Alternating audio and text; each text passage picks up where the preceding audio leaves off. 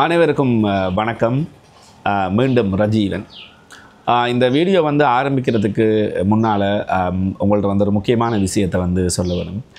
என்னுடைய தேடல் சேனலில் நான் செய்கிற ட்ராவல் ப்ளாக்காக இருந்தாலும் சரி, அப்படி இல்லை என்று சொன்னால் செய்திகள், ஏற்கனவே பல செய்திகள் என்னுடைய இந்த தேடலில் நான் காணொளிகளாக பதிவேற்றியிருக்கிறேன். இப்போ என்னென்னு சொன்னால் தேடல் நியூஸ் அப்படி என்று சொல்லி ஒரு புதிய சேனல் ஒன்றை நான் ஆரம்பிச்சிருக்கிறேன். அதில் தனியாக இந்த செய்திகள் சம்பந்தப்பட்ட இந்த அரசியல் செய்திகளாக இருக்கட்டும் அல்லது இலங்கையின் எலெக்ஷன் நியூஸுகளாக இருக்கட்டும் அதில் பதிவிடலாம் இருக்கிறேன். இந்த தேடல் இது என்னுடைய ஒரு ட்ராவல் ப்ளாக்காக ஒரு காணொலியாக இருக்கலாம் என்று நான் முடிவு பண்ணியிருக்கிறேன். எனவே நீங்கள் இந்த தேடலுக்கு தந்த இதே ஆதரவை நீங்கள் என்னுடைய தேடல் நியூஸுக்கும் தெரிவிங்க என்று நம்புகிறேன். மறக்காமல் அதை நீங்கள் சப்ஸ்கிரைப் பண்ணி அந்த வீடியோக்களை பாருங்கள். ஏதாவது கருத்துக்கள் சொல்ல வேணும் அப்படின்னு சொல்லி நீங்கள் நினைச்சா நீங்கள் கருத்துக்களை கூட சொல்லலாம். அந்த லிங்கை இதில் தாரன், மறக்காமல் சப்ஸ்கிரைப் பண்ணி எனக்கு சப்போர்ட் பண்ணுங்க. சரி, இப்போ நான் இந்த காணொலிக்குரிய கதைக்கு வாரம்.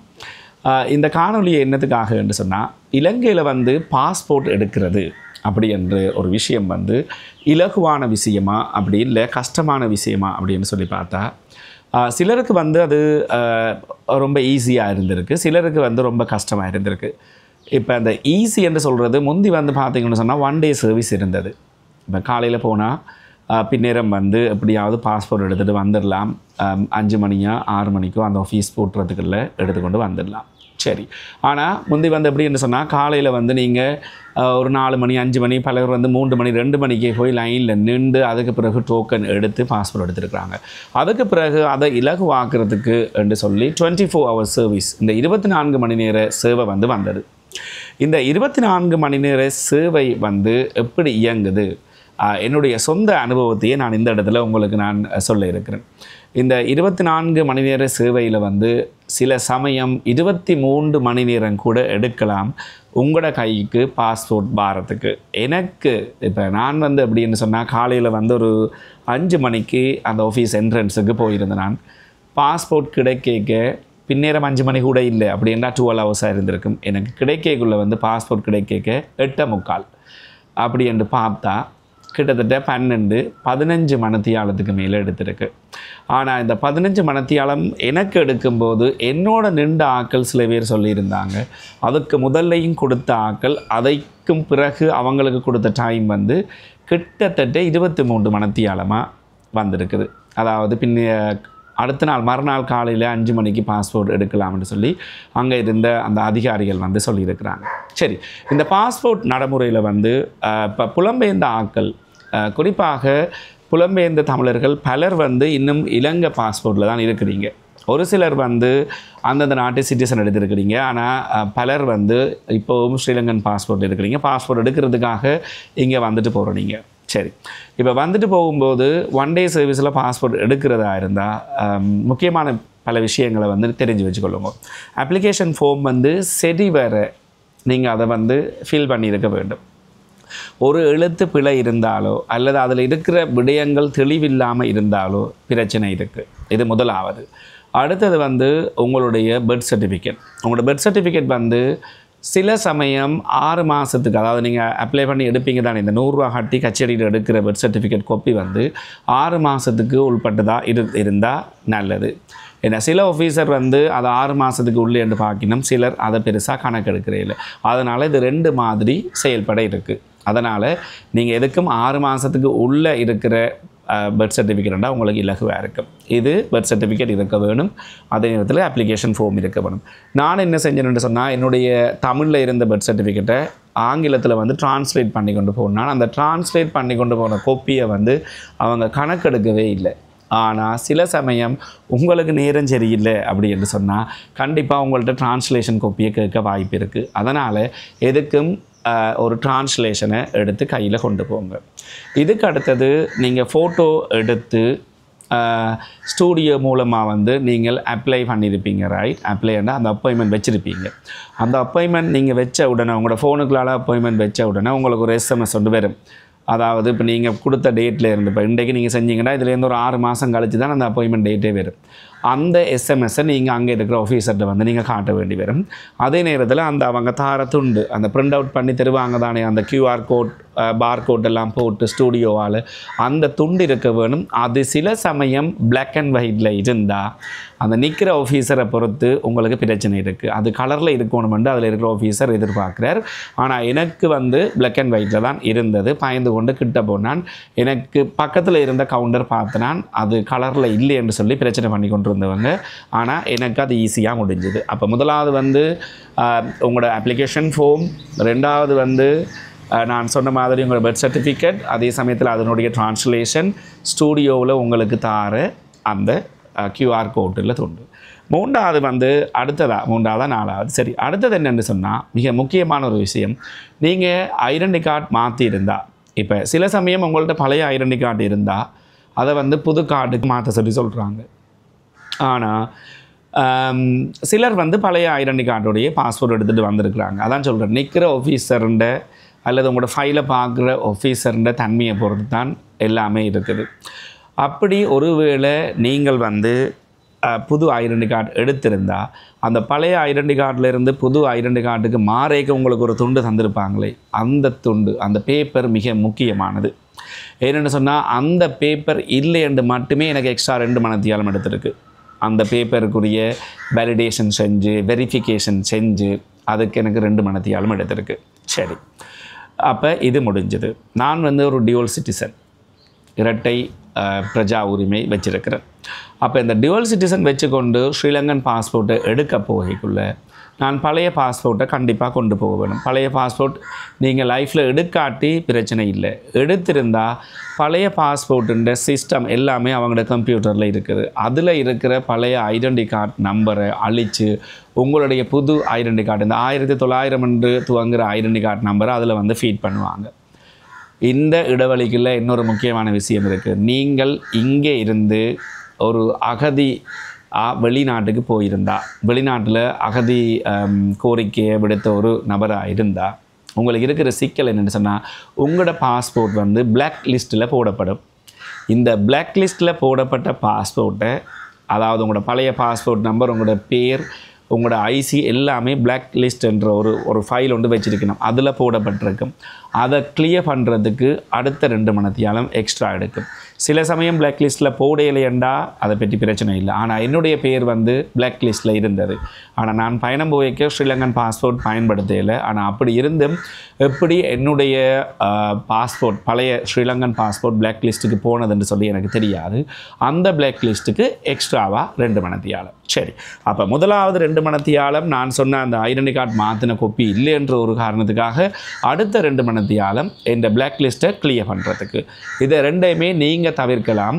பிளாக் லிஸ்ட்டை நீங்கள் தவிர்க்க இயலாது. அதை அவங்க செக் பண்ணி பார்த்துட்டு தான் அவங்க கடைசியில் சொல்லுவாங்க. சரி, இப்போ பாஸ்போர்ட் நடைமுறைகளில் இருக்கிற சிக்கல் இது வந்து உங்களுக்கு எப்போ தெரிய வரும்? அப்ளிகேஷன் எல்லாம் நீங்கள் நின்று லைனில் நான் ஒரு ப்ரொசீஜராக சொல்கிறேன் பாருங்கள். இந்த வீடியோ கொஞ்சம் பெரிய வீடியோவாக போனாலும் பரவாயில்லை, பலருக்கு வந்து இது பலனாக இருக்குமென்று சொல்லி நான் நினைக்கிறேன். இப்போ பாஸ்போர்ட் நடைமுறையை பொறுத்த வரைக்கும் நீங்கள் வந்து வெளிநாடுகளில் இருக்கிற மாதிரி அப்ளிகேஷனை நீங்கள் சப்மிட் பண்ணிக்க அவங்க அந்த அப்ளிகேஷனை எடுக்கக்குள்ளேயே எல்லாம் கிளியர் ஆகிட்டு அப்படின்னு சொல்லி நீங்கள் நினைக்கக்கூடாது. ஏன்னு சொன்னால் 1 டே சர்வீஸுக்கு 20,000 ரூபா காசு கட்டினான், அப்ளிகேஷன் ஃபார்ம் எல்லாத்தையும் கொடுத்து எல்லாம் ஓம் என்று சொல்லி போட்டு எனக்கு ஒரு துண்டு ஒன்று தந்தவங்க, ஒரு பேப்பர் ஒன்று தந்தவங்க.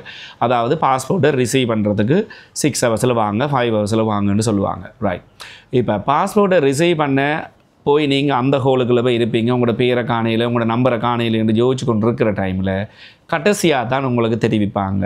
அதாவது 4வது 5வது சில சமயம் 6வது மணித்தியால முடிய விட்டு தான் உங்களுக்கு ஒரு தகவல் சொல்லுவாங்க. 2வது மாடியில் இருக்கிற 29வது பூத்துக்கு உங்களை போக சொல்லி. அது என்னத்துக்கிட்ட சொன்னால், உங்களோட பாஸ்போர்ட் ஏன் இன்னும் வேற இல்லைன்ட்டு போய் நீங்கள் கேட்பீங்க தானே கவுண்டரில்.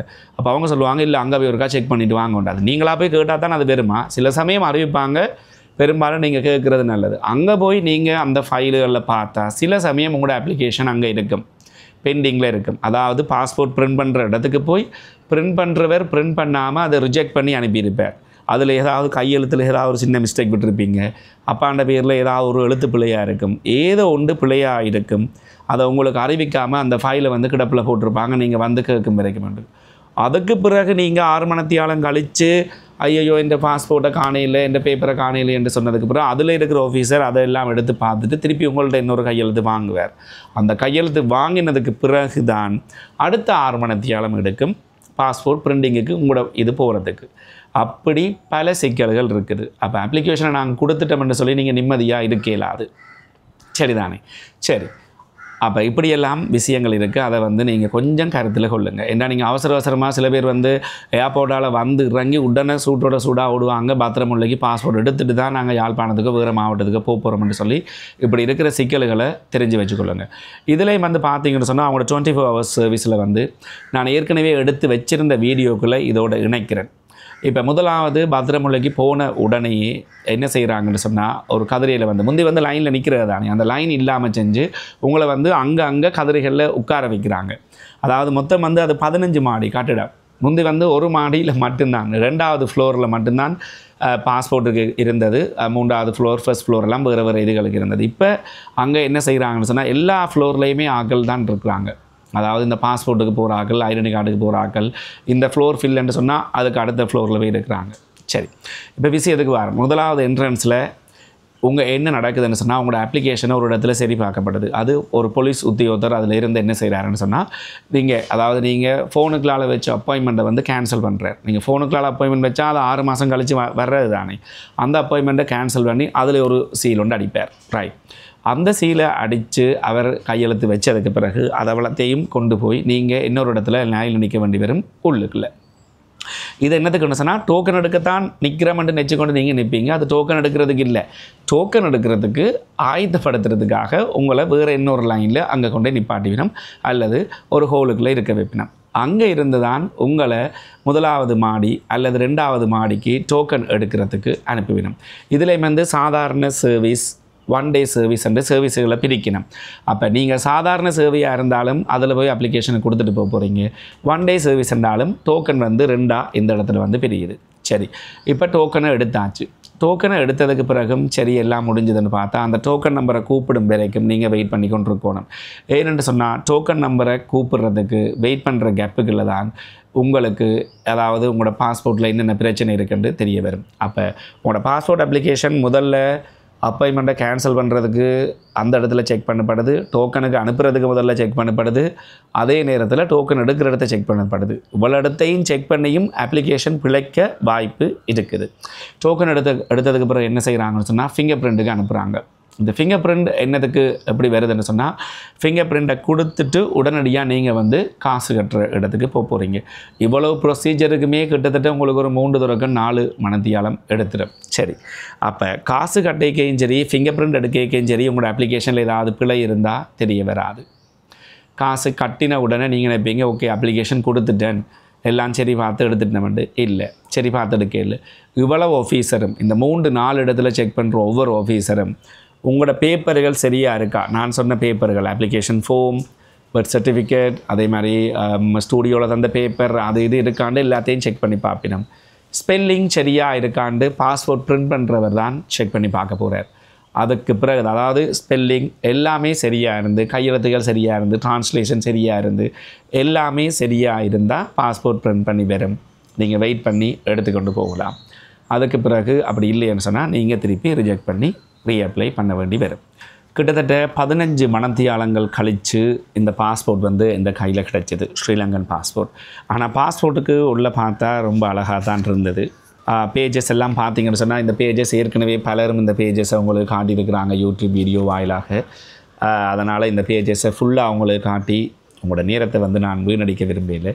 ஸ்ரீலங்கன் பாஸ்போர்ட்டை எடுக்கிறதுக்கு முயற்சி பண்ணுறதுக்கு முதல்ல இந்த வீடியோவை வடிவாக பார்த்து அதில் புது நடைமுறைகள் ஏதாவது மாறி இருக்கா அப்படின்னு சொல்லி பாருங்கள். அப்படி இல்லைன்னு சொன்னால் தேவையில்லாமல் உங்களோட வேனுக்குரிய காசு நீங்கள் அதில் உங்களுக்கு எக்ஸ்ட்ராவாக போகுது, உங்களுடைய ஹோட்டல் காசு எக்ஸ்ட்ரா போகுது.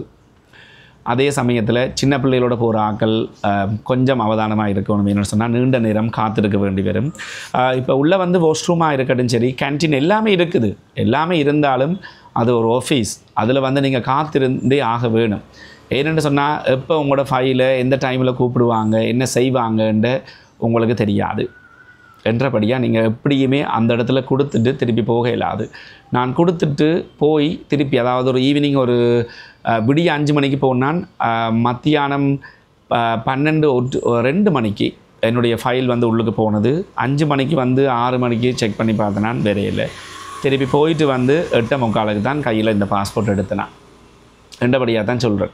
ஒவ்வொரு முறையும் போகிறதும் வாரதும் சில சமயம் அதில் நிற்கிறதும். ஏன்னா பலருக்கு வந்து ஆட்டோ பிடிச்சி பத்திரமுலையிலேருந்து திருப்பி வெள்ளப்பத்த பக்கத்துக்கு வந்து போகிறது இலகுவான விஷயமாக இருக்காது. அதனால் பாஸ்போர்ட் எடுக்க முதல்ல இதை கருத்தில் கொள்ளுங்க. இப்போதைக்கு இந்த வீடியோ முடிக்கிறேன். மறக்காமல் என்னுடைய சேனலை வந்து சப்ஸ்கிரைப் பண்ணிவிடுங்க. ஏற்கனவே நான் சொன்னது போல் என்னுடைய தேடல் நியூஸையும் சப்ஸ்கிரைப் பண்ணி வைங்க. உள்நாட்டில் நடக்கிற செய்திகளை வந்து நான் உங்களுக்கு தாரேன். நன்றி.